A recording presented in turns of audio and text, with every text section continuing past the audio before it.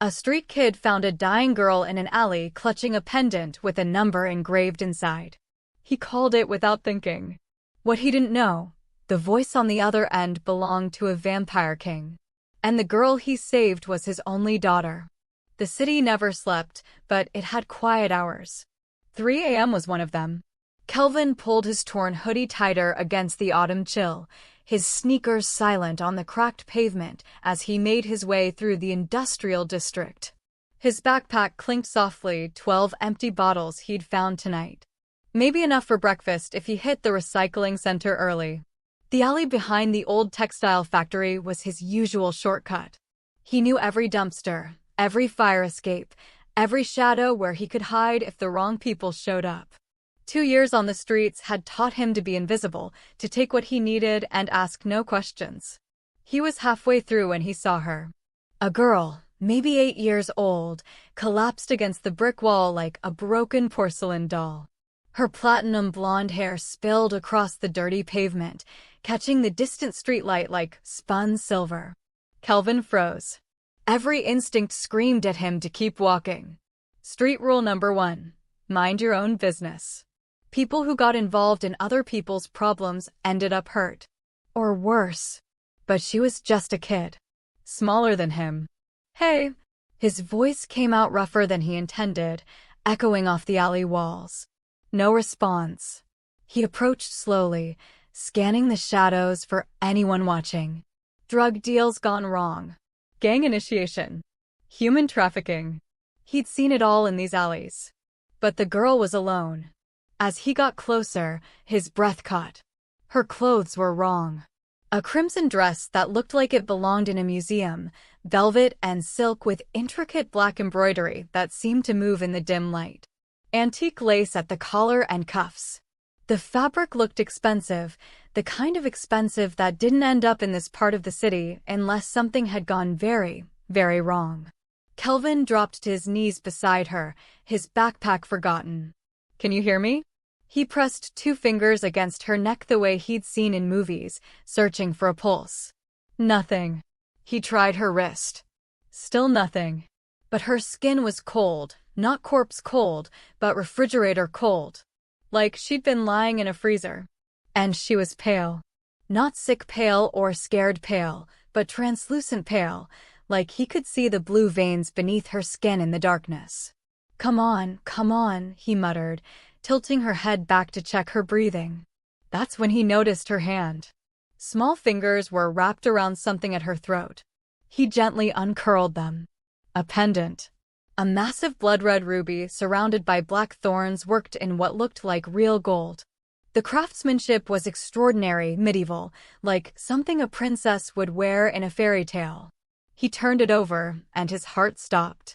Numbers were engraved on the back in elegant silver script. A phone number. Kelvin stared at the unconscious girl, then at the pendant, then back at the girl. This was wrong. Wrong dress, wrong jewelry, wrong everything. He should run. Should get as far away from this as possible before whoever owned that pendant came looking. But she wasn't breathing. Or at least, he couldn't tell if she was.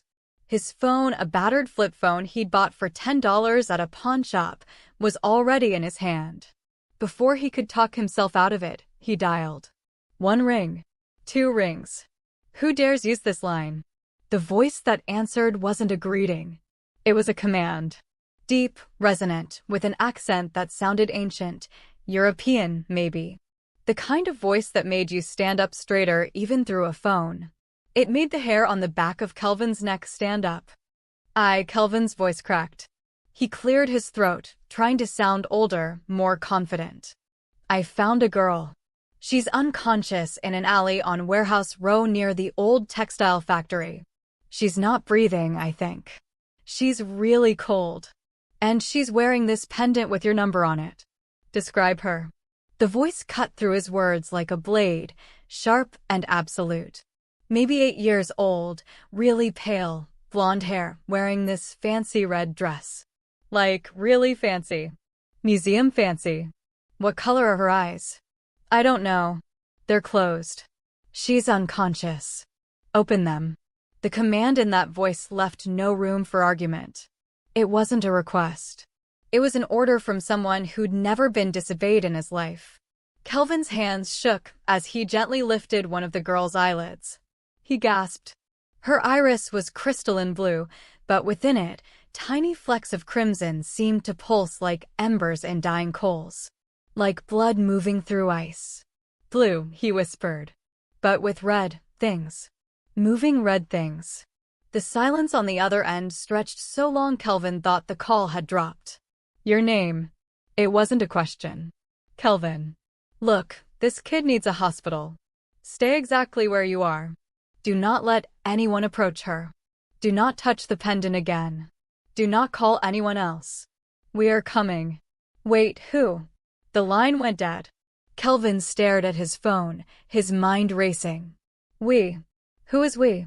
Should he call 911 anyway? But something in that voice had been absolutely certain, desperate even, though it was wrapped in steel and authority. He looked down at the girl. She seemed even paler now, if that was possible. Her lips had a faint blue tinge. On impulse, he shrugged off his hoodie and laid it over her small frame, then sat back against the wall beside her, keeping watch. His fingers found the knife in his pocket, a small folding blade he'd found in a dumpster. Not much, but it was something. For minutes passed. Maybe 5.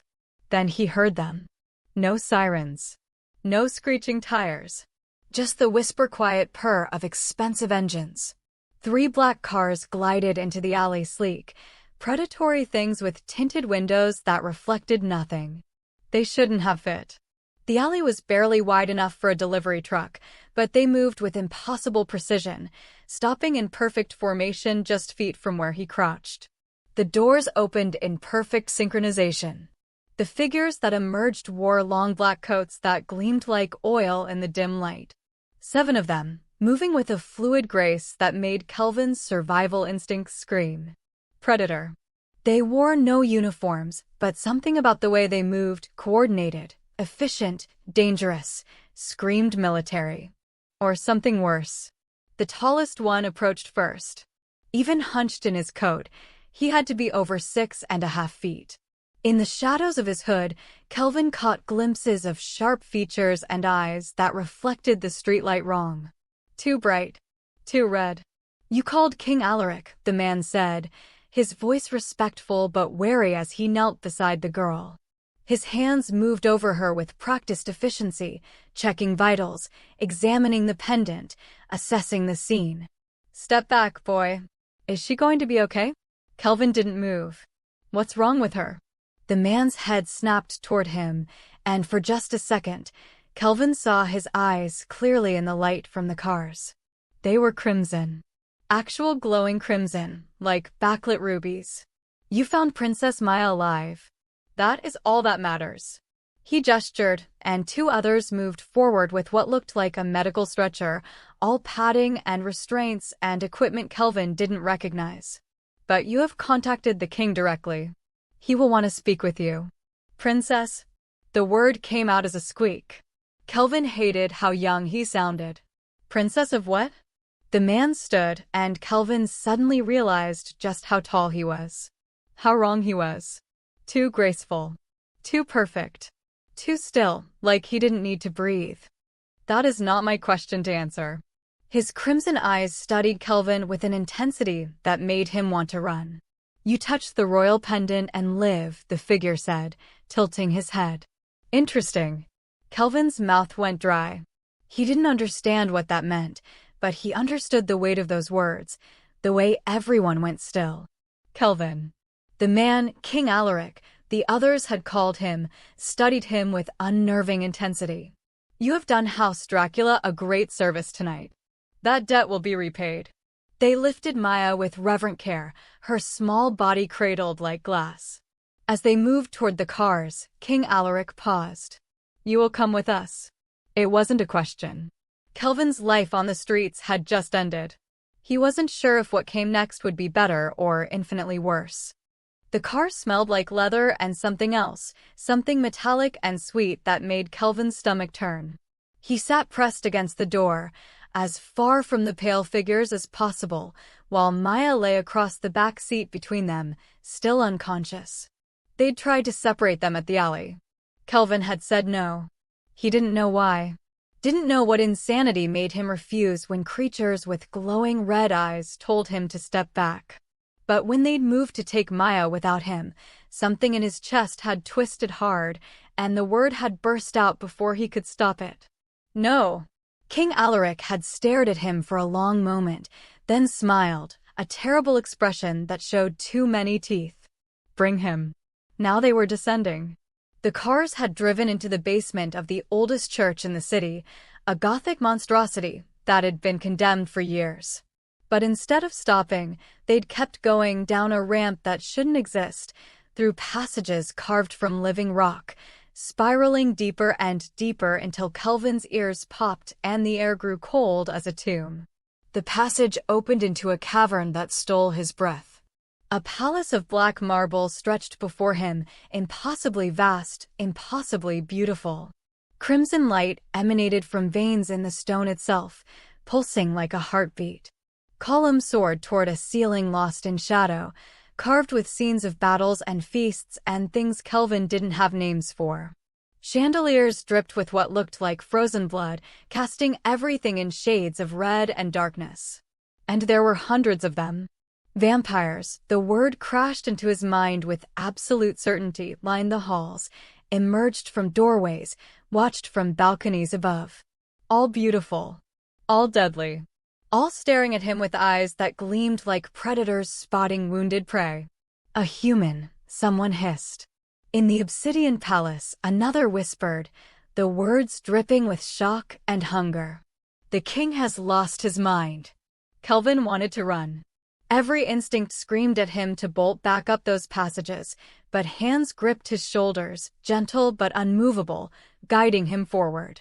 They carried Maya ahead of him through halls that seemed to stretch forever, finally entering a throne room that made the rest look plain. The throne itself was carved from a single piece of black stone veined with red, and the man who rose from it made every vampire Kelvin had seen look ordinary. King Alaric Valtori wore a perfectly tailored black suit with crimson accents that probably cost more than Kelvin would see in 10 lifetimes. His snow-white hair fell past his shoulders, contrasting sharply with skin pale as moonlight. But it was his eyes, crimson as fresh blood, ancient as mountains, that made Kelvin's knees weak. Power radiated from him like heat from a furnace, making the air itself feel heavy. "Lay my daughter here," Alaric commanded, gesturing to a chaise lounge of black velvet. They placed Maya down with infinite care. A woman in flowing robes, some kind of healer, Kelvin guessed, immediately began examining her, hands glowing with soft crimson light. "She will recover, my king," the healer said after a moment. But she was drained nearly to death. Another hour and... Who? Alaric's voice could have cut steel. Unknown. The wounds were inflicted by vampire fangs, but I sensed no familiar signature. A growl rippled through the assembled vampires, low and dangerous. "And you," Alaric turned those terrible eyes on Kelvin. "You found her. In an alley." "Yes, sir." "How very convenient." The words hung like a noose. Kelvin's heart hammered against his ribs. "I didn't hurt her. I just found her and called the number and... Papa." The word froze everyone. Maya stirred, her eyes fluttering open, the same crimson as her father's, but somehow softer, younger. She looked around the throne room with confusion, then fear, then her gaze landed on Kelvin and something in her expression eased. "Safe," she whispered, reaching toward him. Kelvin moved before anyone could stop him, crossing to kneel beside the chaise. Maya's small hand grabbed his, gripping tight. "You're safe," she repeated, tears sliding down her pale cheeks. "You smell safe." "Princess," Alaric's voice had changed, gone softer with concern. "Come to Papa. Let the human..." "No." Maya's grip tightened, her other hand clutching Kelvin's arm. "He found me. He kept me warm. He called you. He's safe, Papa. Everything else is scary." The king stared at his daughter, then at Kelvin, with an expression Kelvin couldn't read. Shock, maybe. Or suspicion. My daughter does not trust easily, Alaric said slowly. She has been taught to fear humans, to see them as prey or enemies. Yet she clings to a street child as if he were her salvation. He moved closer, and Kelvin fought every urge to flinch away. You are either a witness to an attack on royal blood, Alaric continued, his voice dropping to something deadly, or you are somehow complicit in it. Until I determine which, you will remain here. Under guard. If you harmed her, boy, death will be a mercy I do not grant. Guards materialized from the shadows, their hands settling on Kelvin's shoulders. Wait, I didn't. But Maya was already being pulled away by healers, her small voice crying safe, safe, safe as she reached back toward him, and Kelvin was being dragged in the opposite direction, into a palace of monsters, with no idea if he'd ever see daylight again. They released him at dawn, though released was generous. The guards had hauled him back through those endless tunnels, up into the church basement, and shoved him toward the street as the first rays of sunlight painted the sky pink and gold. Stay where we can find you, the taller one said, his crimson eyes already fading to something almost human in the growing light. The king isn't finished with you. Then they were gone, dissolving into the shadows of the church like they'd never existed. Kelvin stood on the cracked sidewalk, exhausted and shaking, his mind still struggling to accept what he'd seen. Vampires. An underground palace.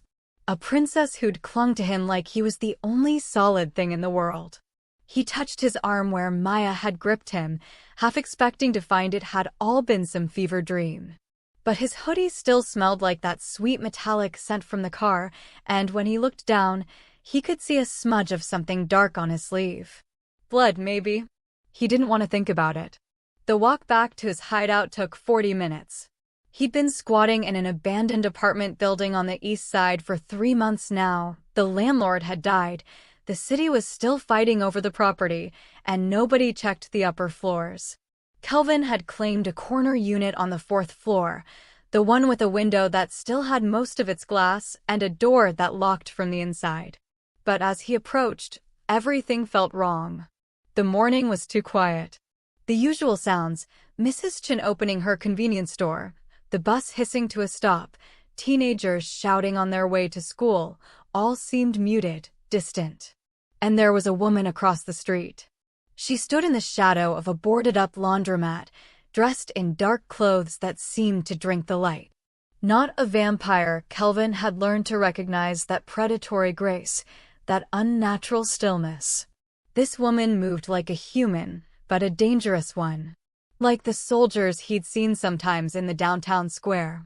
Her eyes locked onto his, and even from across the street, Kelvin felt the weight of her gaze. Then she turned and walked away, her hand lifting in what might have been a wave or a warning. Kelvin's skin crawled. He hurried inside, taking the stairs 2 at a time, his heart pounding. When he reached his floor, he froze. A crimson vial sat on his doorstep, no bigger than his thumb, filled with liquid that seemed to glow in the dim hallway. A note was wrapped around it, held in place with a rubber band. His hands shook as he unfolded the paper. Your mother died for this. They're coming for you next. The handwriting punched him in the gut. He'd seen it before, on the 3 letters his mother had left him before she died 4 years ago. Letters he'd read so many times the creases had nearly torn through. This was her handwriting, he'd know it anywhere. But that was impossible. She was dead. He'd watched them lower her into the ground.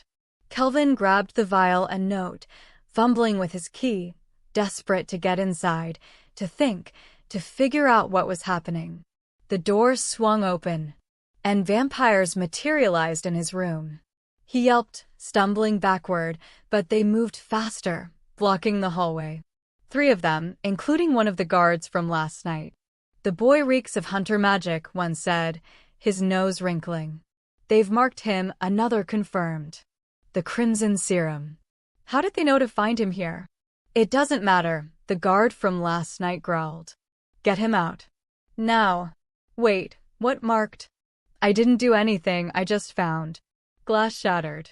The window in his room exploded inward, and figures in black tactical gear poured through like smoke. Crossbows. Silver knives.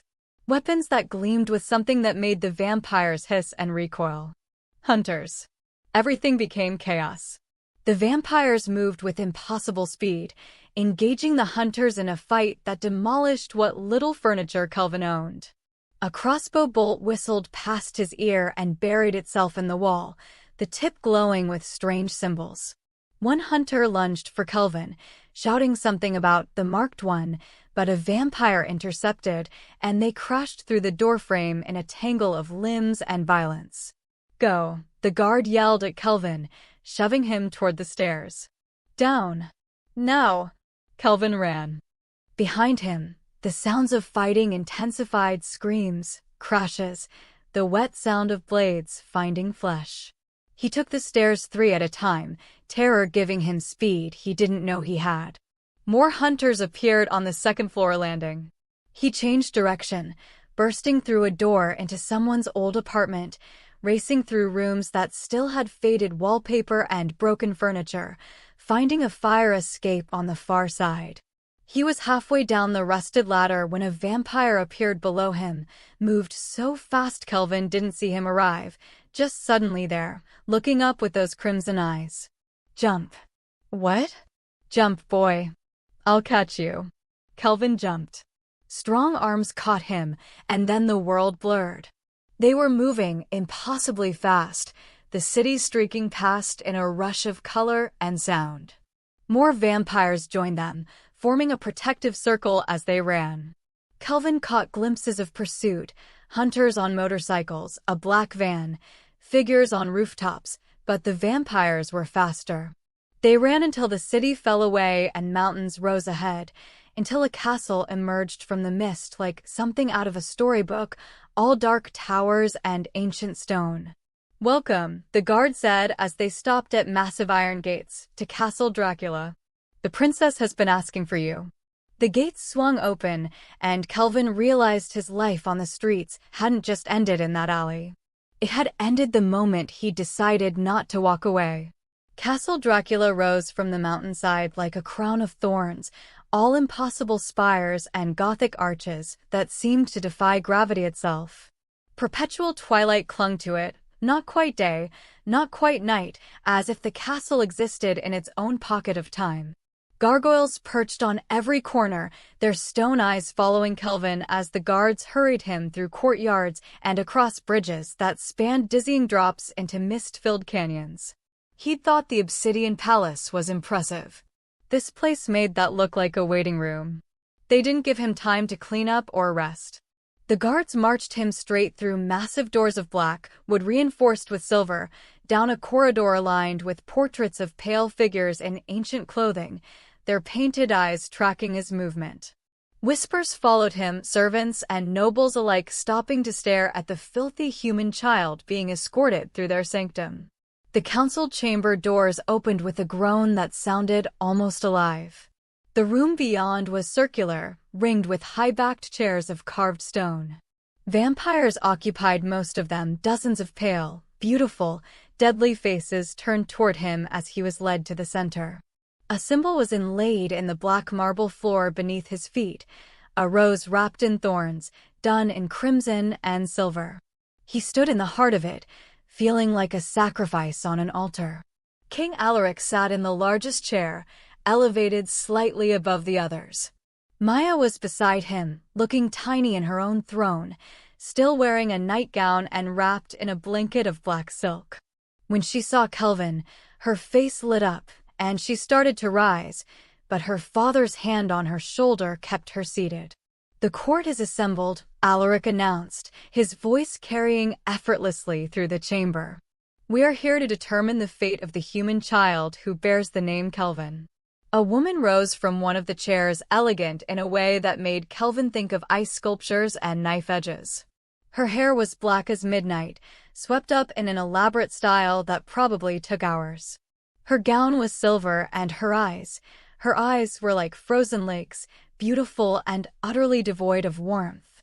Councilwoman Seraphine, Alaric acknowledged. Your Majesty. She inclined her head just enough to be respectful, not enough to be deferential. I will speak plainly. This situation reeks of manipulation. Her gaze locked onto Kelvin, and he fought the urge to step back.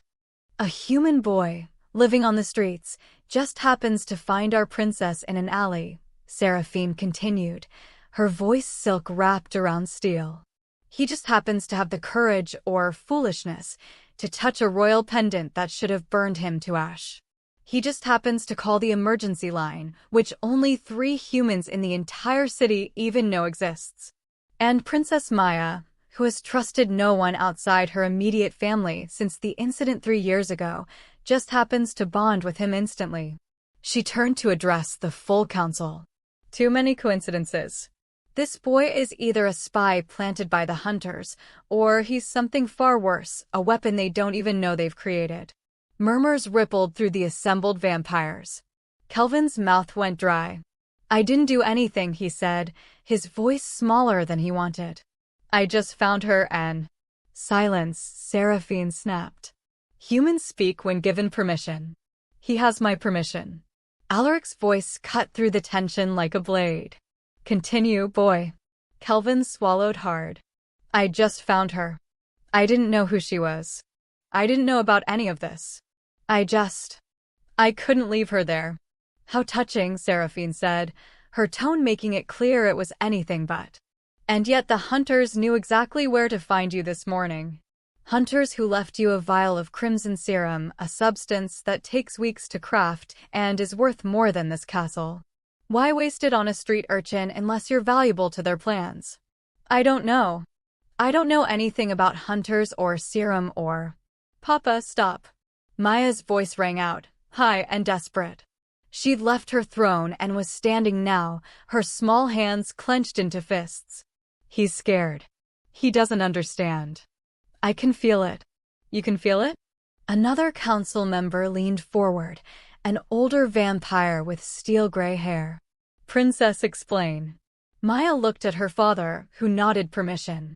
This morning, she said quietly, I woke up and felt him. The safe one. He was scared, so scared, and there were bad people trying to hurt him. I told Papa we had to help him, and Papa sent the guards and… She looked at Kelvin with those ancient crimson eyes in her child's face. He didn't know we were coming. He was just running. He's not a spy. He's just scared and alone. The council erupted in whispers. Seraphine's eyes narrowed. The princess sensed him from here? Someone asked. That's nearly 20 miles. She's never demonstrated such range before, another added. Which proves my point, Seraphine declared. There is something unnatural about this connection. The boy is a weapon, whether he knows it or not. Or, Alaric said, rising from his throne, and the entire chamber fell silent, he is something else entirely. Something we do not yet understand. He descended from the dais, each step measured and deliberate, until he stood before Kelvin. Up close, his power was suffocating. Who is your mother, boy? Sarah. Sarah Chin. And your father? Never knew him. Mom said he left before I was born. Did your mother have unusual abilities? Speak of strange things? Keep secrets. Kelvin thought of the letters, the handwriting on today's note. She said weird things sometimes. About staying hidden. About being careful who I trusted. I thought she was just paranoid. She was protecting you, Alaric said softly. Then, louder, addressing the council, I declare that Kelvin will remain under royal protection as a companion to Princess Maya. He will reside in the castle, under guard, until we determine the truth of his nature and his mother's legacy. The chamber exploded. A human in the castle is forbidden. It violates every law. Your Majesty, this is madness. But Alaric's eyes flashed crimson, and his power rolled out like a wave, pressing everyone back into their chairs. I am your king, he said, his voice deadly quiet. And I have spoken. Court is dismissed. The tower room was absurd. That was Kelvin's first thought as servants. Actual servants in black and silver uniforms ushered him inside and closed the door behind him. A four-poster bed dominated the space, draped in dark velvet that probably cost more than everything Kelvin had owned in his entire life combined. Real wood furniture. A fireplace with actual logs burning. Windows that looked out over mountains painted silver by moonlight. He stood in the center of the room, still in his dirty street clothes, afraid to touch anything.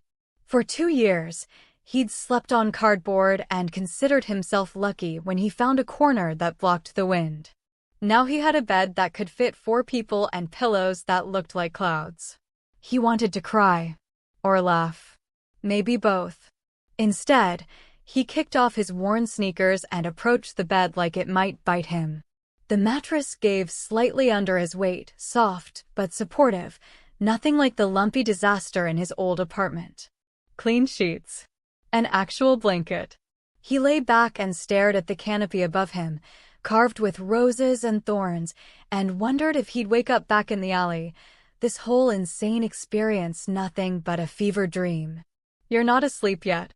Kelvin bolted upright so fast his vision spun.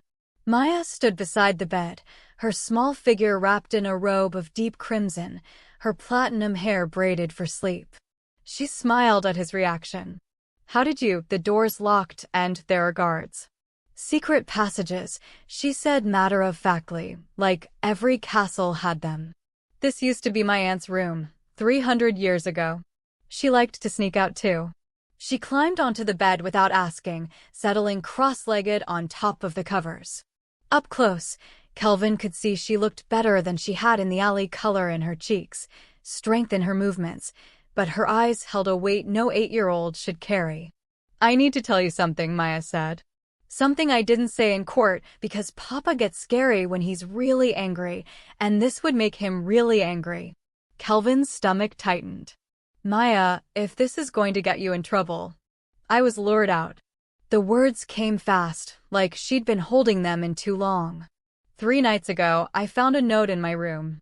I don't know how it got past the wards. It said there was information about the boy from the prophecy, waiting for me at the old cathedral downtown. What prophecy? I don't know. But I've heard Papa and the council whisper about it sometimes. Something about a child who bridges 2 worlds. I thought.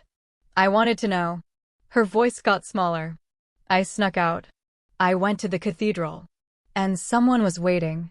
She pulled her knees up to her chest, suddenly looking exactly like the frightened child she was.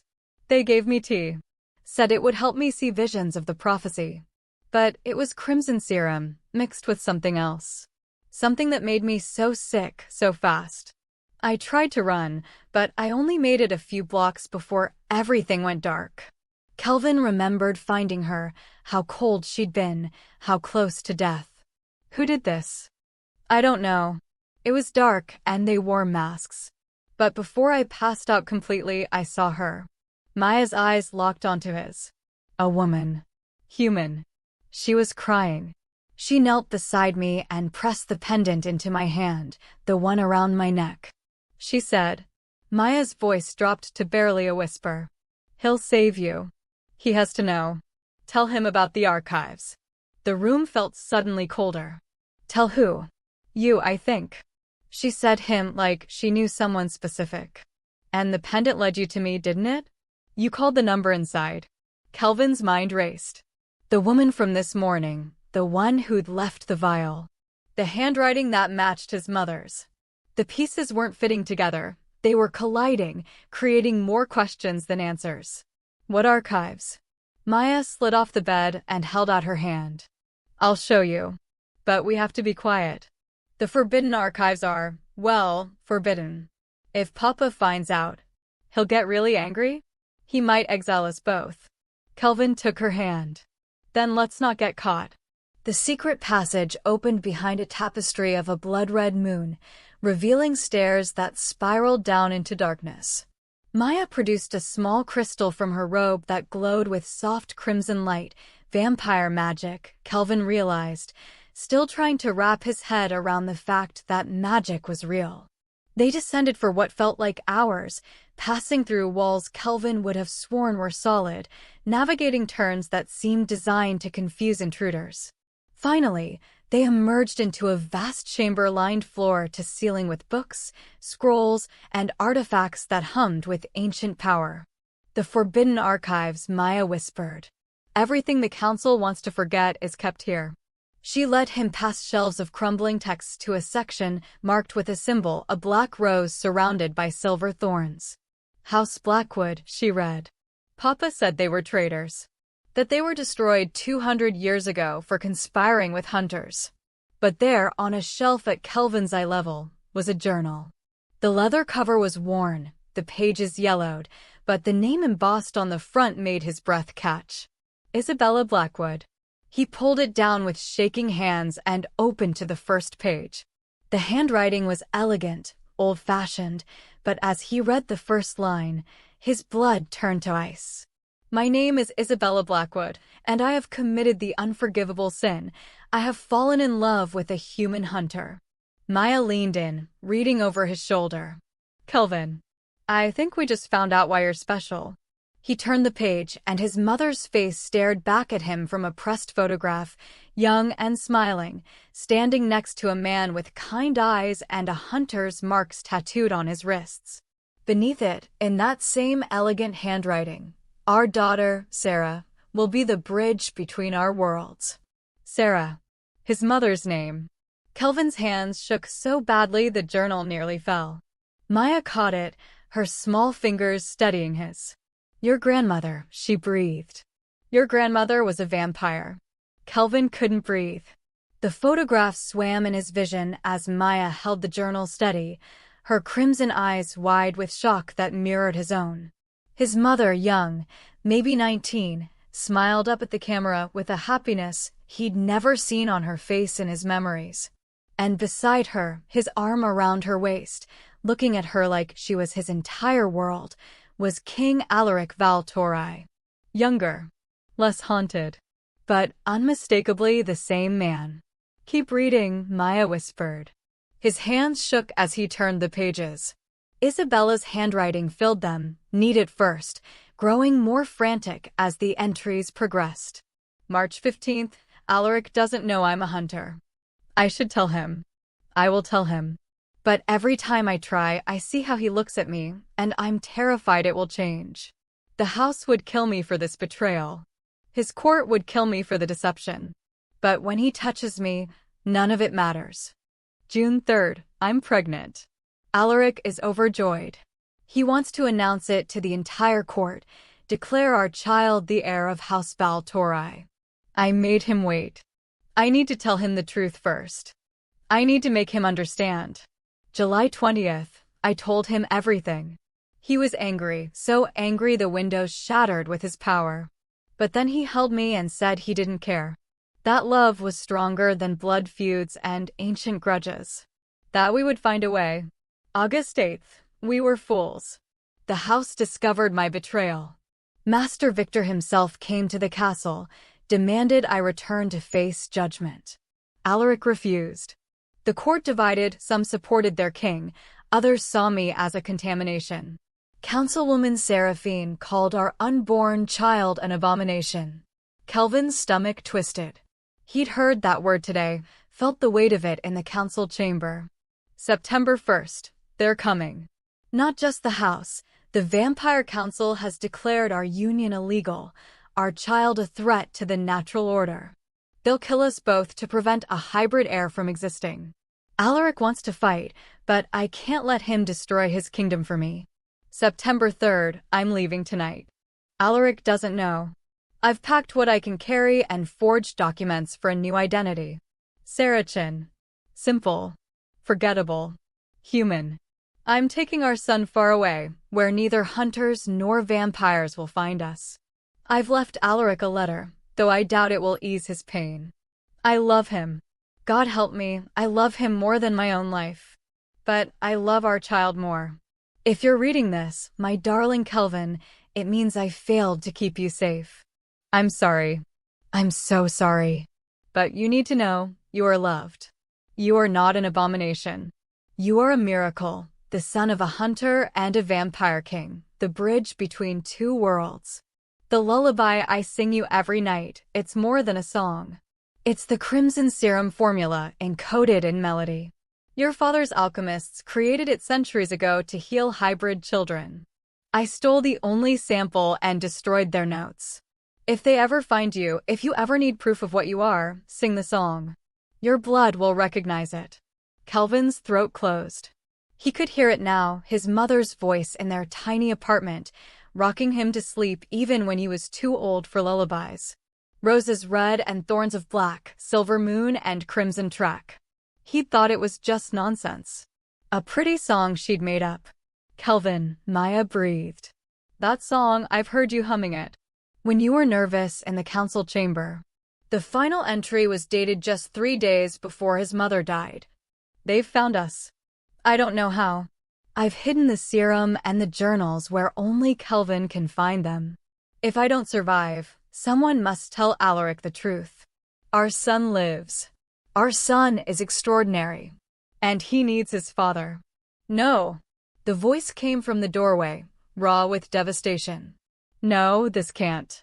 Alaric stood in the archive entrance, his perfect composure shattered. His crimson eyes were wide with shock, his pale face somehow even paler. In his hand, he held an identical journal, its pages yellowed with age. I searched for years, he said, his voice breaking on the words. I tore the world apart looking for you both. They told me there was a fire, that you were trapped inside, that they'd found. He stopped, his throat working. They found remains. A woman and child. I buried them. I mourned you. He moved forward like a man in a dream, crossing the archives until he stood before Kelvin. Up close, the resemblance was obvious, the same sharp cheekbones, the same stubborn set to the jaw. How had Kelvin not seen it before? Isabella told me our son would have her eyes, Alaric whispered. Green as spring leaves. Eyes that could see good in everyone. Kelvin's eyes were green. The only feature he'd inherited from his mother that wasn't common. You're my father. The words felt surreal, impossible. You're my... And I'm your sister. Maya launched herself at Kelvin, wrapping her arms around his waist. Really your sister. That's why I could feel you. That's why you felt safe. Alaric knelt, bringing himself to Kelvin's level. His hand reached out, hesitant, and touched Kelvin's cheek with infinite gentleness. You survived, he breathed. You survived, and you're extraordinary. A damper, half vampire, half human. It's why the pendant didn't harm you. It recognized royal blood, but your humanity protected you from the vampire wards. It's why Maya bonded with you instantly. She sensed family. Tears tracked down Alaric's face, and Kelvin realized he was crying too. I thought I'd lost everything, Alaric said. But Isabella saved you. She kept you safe all these years. And now you're home. I don't understand, Kelvin said, his voice cracking. Why would they fake our deaths? Who would? The same people who attacked Maya, Alaric said, his grief hardening into fury. The same people who left you that serum.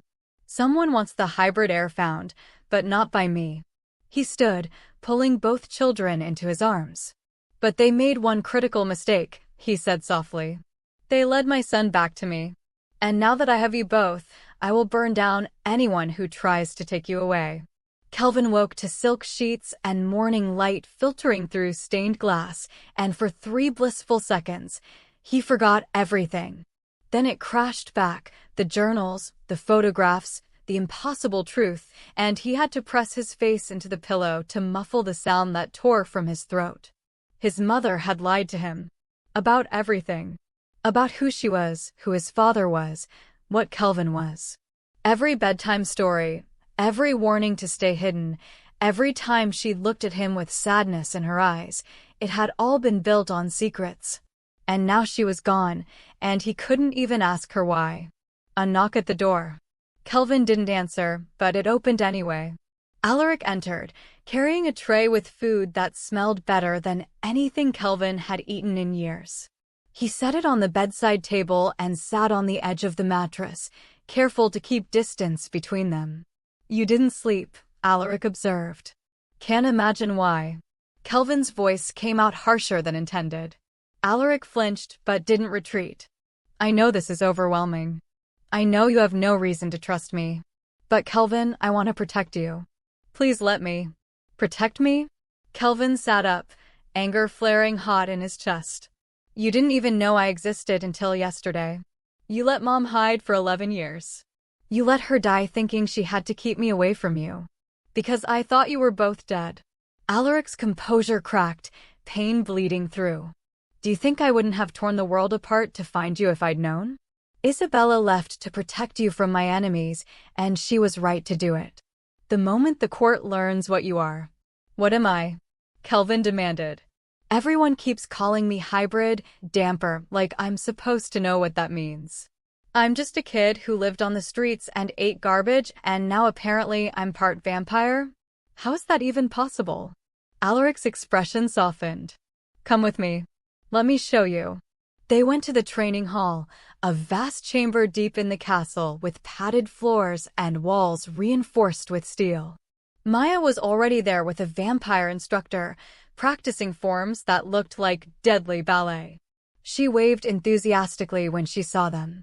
Watch, Alaric said. He moved, and Kelvin's eyes couldn't track it. One moment Alaric stood beside him, the next he was across the room, then back again, the displacement of air the only evidence he'd moved at all. Vampire speed, Alaric explained. We're stronger, faster, more durable than humans. We heal from most injuries in minutes. And you have this in your blood too. I can't do that. Because it's dormant. Your human side suppresses it, keeps it buried. But it's there. Alaric gestured to a training dummy. Hit it. As hard as you can. Kelvin felt ridiculous, but he approached the dummy and threw a punch. His fist connected with solid thud, and pain exploded up his arm. Ow, that's just... The dummy's head tore clean off its post and flew across the room, slamming into the far wall with enough force to crack the stone. Kelvin stared at his fist. At the dummy. Back at his fist. What the... Your anger triggered it, Alaric said quietly. Strong emotions unlock your abilities. But without training, without control, you're dangerous. To yourself and others. For the next 6 hours, Kelvin learned what he was capable of. Speed that made the world blur. Strength that could bend steel. Healing that closed cuts in minutes instead of days. But Alaric was right, it was unstable. One moment Kelvin would be moving at human speed, the next he'd crash into a wall because his body had accelerated without warning. His enhanced strength would flare unpredictably, shattering training equipment he'd meant to simply grip.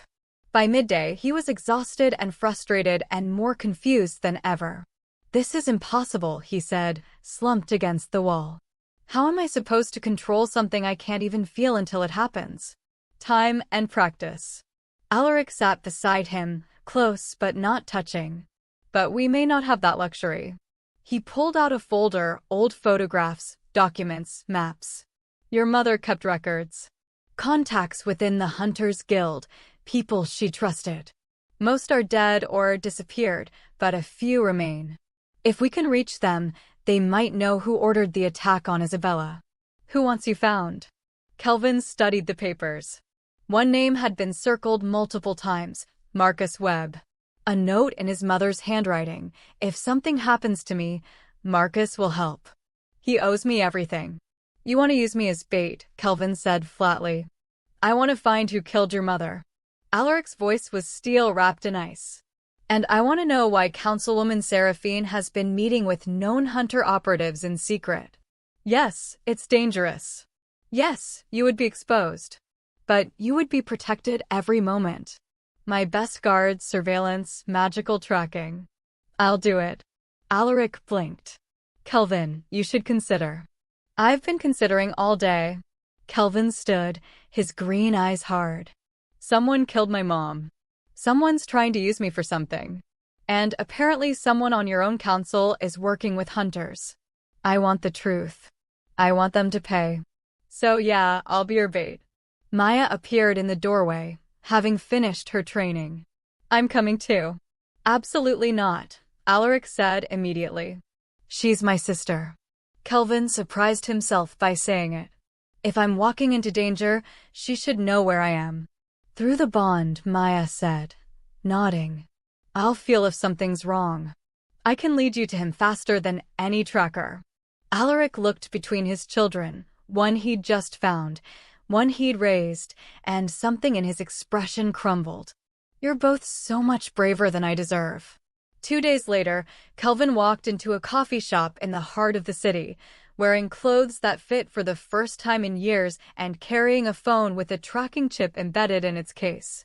He ordered something called a mocha, his first taste of chocolate in forever, and sat by the window. The man who approached looked ordinary. Mid-40s, graying hair, tired eyes.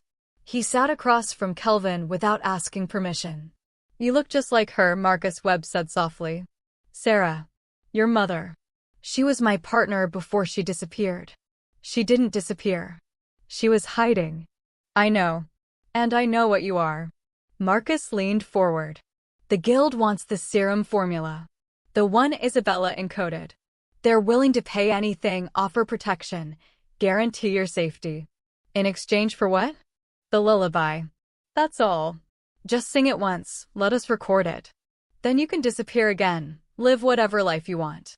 Kelvin studied him. Who hired you? I can't. Who? Hired. You. Something in Kelvin's voice must have triggered his abilities, because Marcus flinched back, his eyes widening. Councilwoman Seraphine, he whispered. She approached us 6 months ago. Said there was a hybrid heir, said we needed to find him before the king did. She's paying a fortune. He stopped. You're already with him. You're the bait. Yeah. Kelvin smiled, and it wasn't friendly. And you just confirmed everything we needed to know. The coffee shop doors burst open. Vampire guards poured in, moving too fast for human eyes to track. Marcus ran. He didn't make it 3 steps. The warehouse district reeked of rust and stagnant water, a perfect maze of abandoned buildings and broken dreams. Marcus had given up the meeting location within minutes of capture, the promise of mercy loosening his tongue faster than threats ever could. Now Kelvin crouched on a rooftop 3 blocks away, vampire guards positioned in the shadows around him, waiting for the signal. This feels wrong, he whispered to the guard beside him, a woman named Lyra with silver hair and sharp eyes. Traps usually do, she replied. Stay behind us when it starts. Your father would have my head if. The explosion cut her off. Fire erupted from the target warehouse, a ball of orange and black that lit up the night sky. But it wasn't just fire, Kelvin's newly awakened senses caught something else in the smoke. Silver particles. Holy water vapor. Magic designed to burn vampire flesh. It's a counter-trap. Lyra shouted. Fall back. Fall back. Too late. Hunters poured from every building, every alley, every shadow. Dozens of them in tactical gear, armed with crossbows and blades that glowed with symbols Kelvin didn't recognize. They moved like they'd been waiting for this moment, like they'd planned every angle. The vampire guards engaged immediately, and the night erupted into chaos. Kelvin had never seen real combat before. Street fights, sure, quick and brutal and usually over in seconds. But this was war condensed into a city block. Vampires moved with impossible grace, becoming blurs of motion that tore through human defenses. But the hunters knew what they were fighting, had trained for it. Silver nets dropped from rooftops. Explosive bolts filled the air. One guard went down screaming as holy water ate through his armor. Stay down. Lyra grabbed Kelvin, pulling him behind an air conditioning unit. Don't. A hunter appeared behind her, blade raised. Kelvin didn't think. His body moved on instinct, on that unstable power that had been flickering in and out all week. He was suddenly between them, his hand catching the blade barehanded. It should have cut him to the bone. Instead, it shattered. The hunter's eyes went wide. Kelvin's grip tightened on his wrist, and he heard bones crack like dry twigs. The man screamed. And something inside Kelvin snapped. Power flooded through him, raw, uncontrolled, terrifying. The world sharpened into painful clarity. Every heartbeat, every breath, Every drop of blood became a symphony of violence. His vampire side surged forward with no humanity to temper it, and suddenly everyone looked like prey. He moved. The first hunter went down with a crushed windpipe. The second flew 20 feet into a brick wall. The third. Kelvin, stop. Lyra's voice cut through the haze, but his body had already committed. His hand was around her throat, lifting her off the ground, her face turning blue as she clawed at his grip. She wasn't a hunter. She was one of his father's guards. She was supposed to be protected. But in that moment, she was just another threat. Stop. Alaric's power crashed over him like a tidal wave, forcing Kelvin to his knees. His hand released Lyra, and she collapsed gasping. The red haze lifted enough for Kelvin to see what he'd done, the bodies, the blood, the terror in the eyes of vampires who were supposed to be on his side. I couldn't. Secure him, Alaric commanded, his voice cold with fury and fear. And find out what they wanted. They zip-tied Kelvin's hands, plastic that his strength could have snapped easily if he'd tried, but he didn't try. He sat against the warehouse wall while vampire guards rounded up the surviving hunters, while medics tended to Lyra's crushed throat, while Alaric interrogated prisoners with a precision that made Kelvin's stomach turn. One hunter, young, maybe early 20s, bleeding from a dozen wounds, started laughing when Alaric demanded answers. You're already too late, he wheezed. Seraphine has the princess. Has her right now at the old cathedral. While you were chasing ghosts here, she was taking everything you love. The world stopped. Alaric's phone rang. He answered, listened for 3 seconds, and his face went absolutely white. Maya's gone from the castle, he said, his voice barely a whisper. Her guards were found unconscious. Seraphine and 6 council members have disappeared. Kelvin felt the bond before anyone said anything, that connection he'd felt since finding Maya in the alley. It was still there, a golden thread in his mind, but it was screaming. Terror and confusion and a desperate cry for help. The cathedral, Kelvin gasped. She's scared. She's so scared. They moved as one, every vampire, every guard, racing back toward the castle to mobilize forces. But when they arrived, chaos had already taken root. Council members were split into factions, shouting at each other in the throne room. Half wanted to storm the cathedral. Half insisted it was a trap. All of them seemed to forget that a little girl was in danger. Enough. Alaric's power silenced them. I am still your king. We will. You're the king of nothing if Seraphine claims the throne by right of conquest, an older vampire interrupted. She has 6 council members with her, Alaric. 6 votes. She's challenging your rule. If you leave this castle, if you abandon your seat of power, she can claim you abdicated through cowardice. My daughter. Is one life weighed against the entire kingdom? The vampire's voice was cold. A king makes hard choices. Alaric looked torn in two, his ancient composure finally shattering completely. Kelvin saw it in his face, the impossible choice between the daughter he'd raised and the kingdom he'd ruled for centuries. Both were his responsibility. Both were his burden. No. Kelvin stood, ripping through the zip ties with strength he didn't know he had. You don't get to choose. Kelvin. I'll get Maya. His voice was steady despite the fear coursing through him. You stay here, hold the throne, keep Seraphine from winning by default. I'll bring my sister home. You can't go alone. Your powers are unstable, you nearly killed one of my guards. Then I'll take Lyra and whoever else can move fast. Kelvin met his father's eyes. You told me Maya could feel me, that our bond was real. She's calling for me right now. Not you. Me. Because I'm her brother, and I'm the one who found her the first time. Alaric looked like he might argue, might pull rank, might lock Kelvin in the tower rather than let him walk into danger. Instead, he pulled a ring from his finger, silver with a crimson stone, and pressed it into Kelvin's palm. The royal seal, he said quietly. Any vampire who sees this must obey your commands as if they came from me. Bring her home, son. Bring my daughter home. Kelvin closed his fist around the ring. Count on it.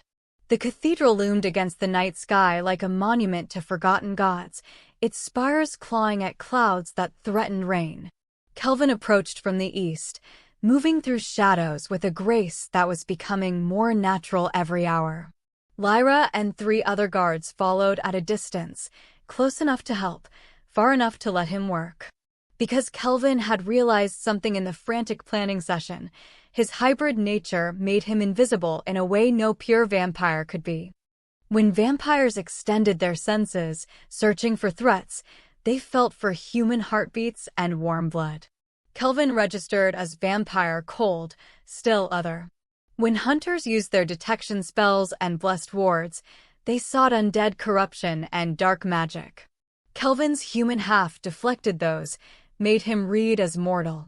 To both sides, he was a ghost. A nothing. The perfect infiltrator. He slipped through a broken window on the cathedral's north side, landing in what had once been a chapel. Dust and debris covered everything.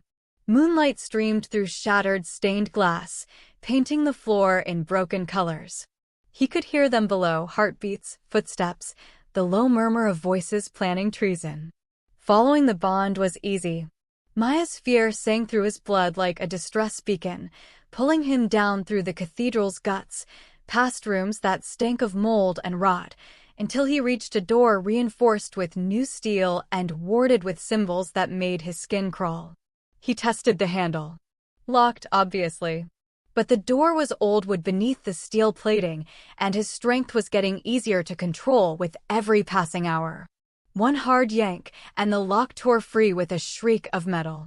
Maya sat in the center of the room, silver chains wrapped around her wrists and ankles. Where they touched her skin, angry red burns marked her pale flesh. She looked up as Kelvin entered, and relief flooded her face so completely he thought she might cry. "You came," she whispered. "I knew you would, but I was scared, and they said." "Shoo." Kelvin knelt beside her, examining the chains.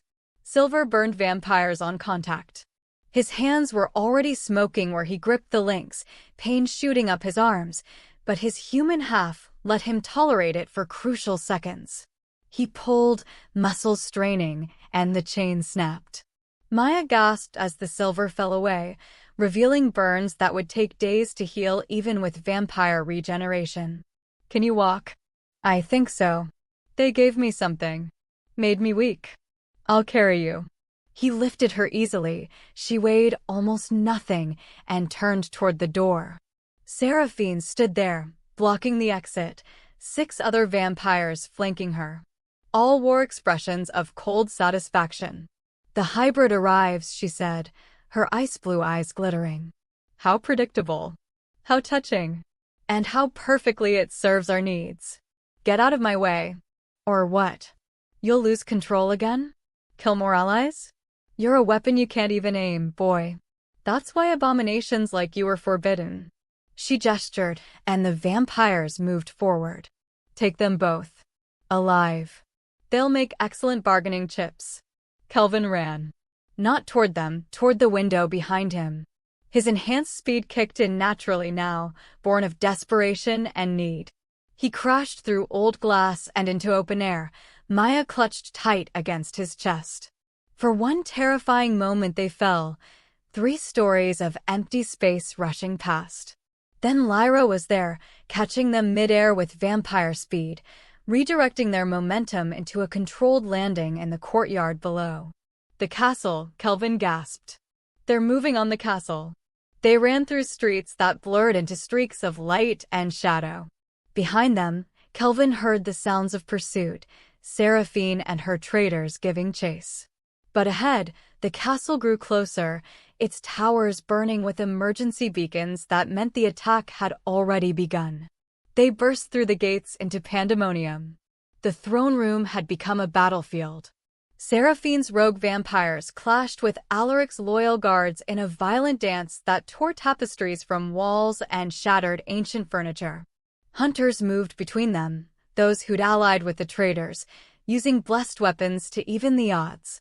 In the center of it all, Alaric fought with the terrible grace of a king pushed too far, his power making the very air tremble.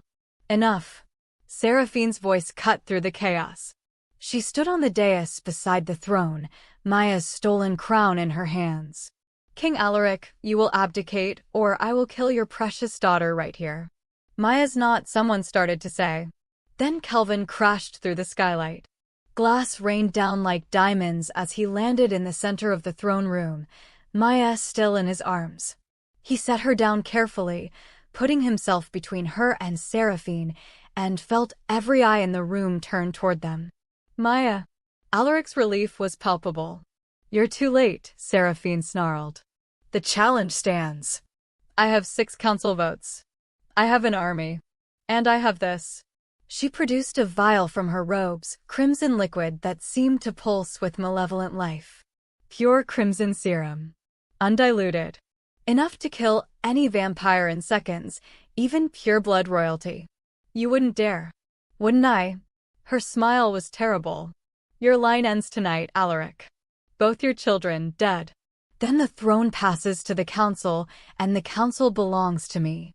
She moved with vampire speed, crossing the throne room in a blur, the vial raised. Kelvin was faster. He didn't think about what he was doing, didn't consider the consequences. He just moved, putting himself between Seraphine and Maya, and felt the serum splash across his face and neck, burning like acid. The throne room went silent. You fool, Seraphine breathed. That dose would kill 10 vampires. For a hybrid, it will be agony. Kelvin waited for the pain, for the poison to eat through him. It didn't come. Instead, warmth spread from where the serum touched his skin. Not burning, transforming. He felt his blood respond, felt it recognize the formula encoded in his mother's lullaby, felt his hybrid nature do something impossible. His veins began to glow beneath his skin, crimson light spreading from his heart to his extremities. The serum wasn't killing him. It was activating him. Impossible, Seraphine whispered. Kelvin looked at his hands, at the light pulsing beneath his skin, and understood with sudden clarity what his mother had created. Not just a formula to heal hybrids. A formula to make them whole. Maya, he said calmly. Come here. His sister approached, confusion in her eyes. Kelvin took her burned wrists in his hands, and where his skin touched hers, the light spread. The silver burns healed in seconds, her strength returning as his blood, his transformed, awakened blood, neutralized the poison in her system. He's an antidote, Alaric said with wonder. His blood can cure crimson serum poisoning. Then kill him. Seraphine screamed at her allies. Kill him before. But Alaric was already moving, and the loyal guards with him, and the battle was joined in earnest. Kelvin pulled Maya behind the throne as violence erupted around them, his body still glowing with that strange light, his mind reeling with the implications. His mother hadn't just hidden him. She'd created him to be the cure for the very weapon that had threatened his existence. The tower room had become familiar in ways Kelvin never expected. He knew which floorboards creaked, where the morning light hit first, how the wind sounded different depending on which window was open. A week ago, he'd been terrified to touch anything. Now he sat propped against the headboard with books scattered across the blankets, studying vampire history like it was homework he'd actually chosen to do. Maya was curled up at the foot of the bed, her platinum hair still damp from a bath, working on a drawing with intense concentration. She'd barely left his side since the throne room battle. Neither of them talked about it much, the fear, the violence, how close they'd come to losing everything. But sometimes she'd reach out and touch his hand, just to make sure he was real, and Kelvin understood completely. He did the same thing. You're drawing the cathedral, he observed, watching her sketch the Gothic spires. I want to remember it different, she said without looking up. Not scary. Just a place where my brother saved me. Brother. The words still felt strange and right at the same time. The door opened without knocking, only one person had that privilege. Alaric entered carrying a wooden box inlaid with silver, his expression serious in a way that made Kelvin's stomach tighten. "We need to talk," Alaric said, settling into the chair beside the bed. "About your future." "That sounds ominous." "It's a choice. One I should have offered you immediately, but—" He paused, choosing words carefully. "I was selfish. I'd just found my son. I didn't want to lose you again." Maya's pencil stopped moving. "There's a ritual," Alaric continued. "Old magic, very powerful. It can suppress your vampire nature completely, lock it away where it can never surface. You'd live as fully human, with no memory of any of this. The castle, the court, Maya and me, it would all fade like a dream. You could return to the human world, be adopted by a good family, live a normal life." The words hung in the air like a blade. "You're offering to erase me," Kelvin said slowly. "I'm offering you freedom." Alaric's crimson eyes were shadowed with pain. "You didn't choose this life. It was thrust upon you by circumstance and bloodline. You deserve the chance to be just." "Kelvin. A boy who gets to be normal." "I was normal," Kelvin said. "For 2 years, I was so normal I slept in alleys and ate from dumpsters and watched people walk past me like I was invisible. That's what normal got me." He swung his legs off the bed, standing to face his father properly. "I spent 2 years surviving," he said. "Just making it to the next day, the next meal, the next safe place to sleep. I don't want to survive anymore. I want to live. And I can't do that by pretending half of what I am doesn't exist." "The court will never fully accept you," Alaric warned. "Seraphine's faction is defeated, but prejudice runs deep. You'll face suspicion, hostility, danger." "So, Tuesday." Kelvin smiled slightly. "Dad, I've been in danger since Mom died. At least here, I'm in danger with family." Alaric's composure cracked. He stood and pulled Kelvin into an embrace that smelled like old books and rain, and Kelvin felt something in his chest unlock, a knot of fear and loneliness that had been tied there since he was 8 years old. "Then we do this properly," Alaric said when they separated. "Today." The ceremony was held at sunset, when both vampires and humans could comfortably attend. The throne room had been restored, the battle damage erased by teams of servants who worked with supernatural efficiency. Council members lined the walls, some looking pleased, others barely concealing their disgust. Kelvin wore formal clothes that actually fit, his hair trimmed and styled, looking like someone who belonged in a castle instead of an alley. Maya stood beside him in a gown of deep crimson, holding his hand tight enough to hurt. Alaric rose from his throne, his voice carrying to every corner of the vast room. "I call this court to witness," he declared. "For 11 years, I mourned a son I believed lost. I raised one daughter and thought my line would end with her.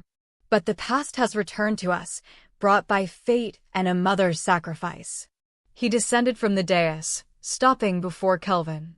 "Kelvin Valtori, born of Isabella Blackwood and Alaric Valtori, I acknowledge you before this court as my son and heir. Your blood of my blood, bone of my bone, and no prejudice or ancient law will deny you your birthright." Murmurs rippled through the assembly. One council member, an ancient vampire with silver hair, stepped forward. "The boy is damper," he said, not unkindly. "Unprecedented as an heir. The court must understand what this means." "It means," Alaric said, his power making the chandeliers tremble, "that my son carries within him the cure to the greatest weapon ever forged against our kind. Examine the evidence." He gestured, and scholars brought forward Isabella's journals, the formula decoded, chemical analyses that made Kelvin's head hurt. But the conclusion was clear.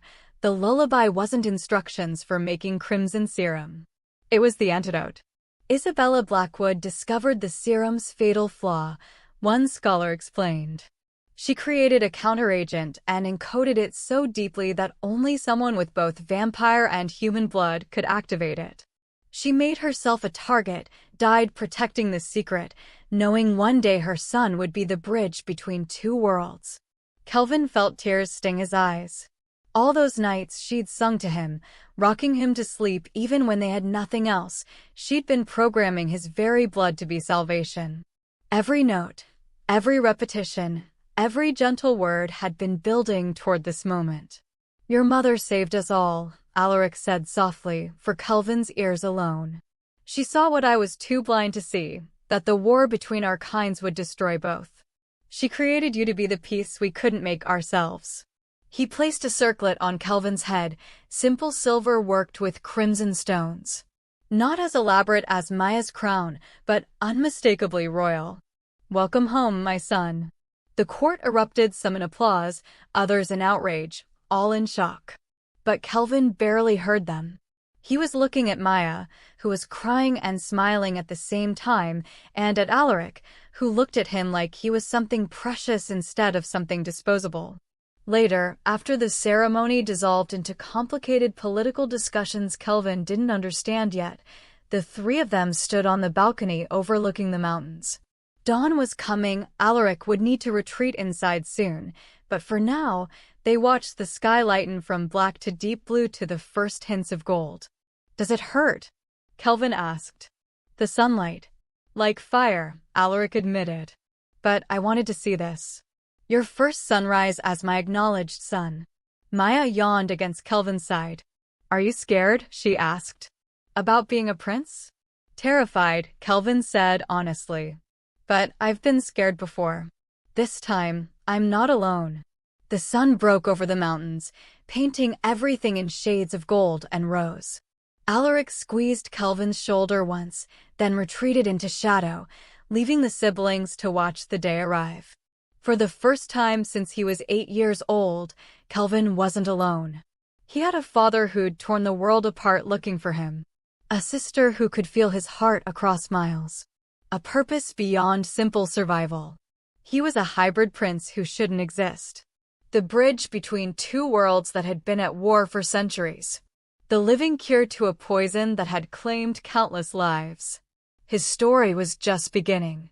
But for now, in this moment, standing in the sunrise with his sister's hand in his, Kelvin let himself simply be a boy who'd finally found his way home.